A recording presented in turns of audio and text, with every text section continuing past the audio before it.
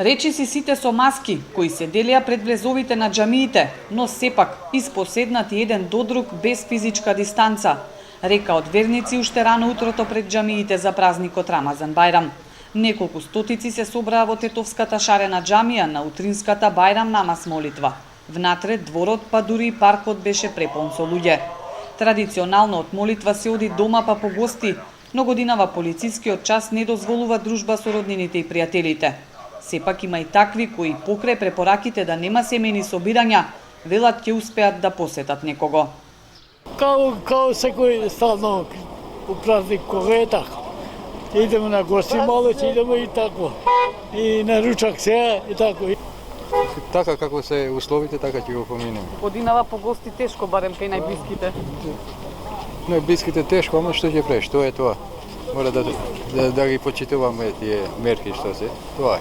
Прво у џамија, па после кај гробица, па од гробица дома со фамилијите да правиме Бајрам. И денеска толку е, до 11. Немамо време по фамилија така. Многу фино. Добро поминавме. Прво са бајле како е, се оди во џамија, после кои ви се обичаите? Епа, со власта, со инат не се оди.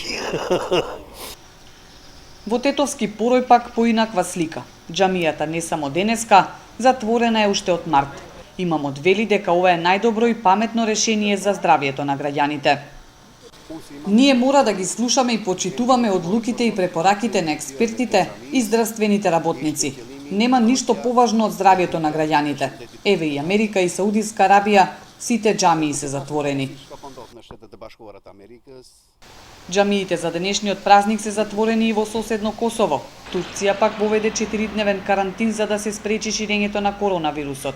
Обидот и кај нас да се воведе карантин не успеа, па по одлуката на ИВА за дека џамиите секако ќе бидат отворени за верници, владата попушти, скратувајќи го полицискиот час.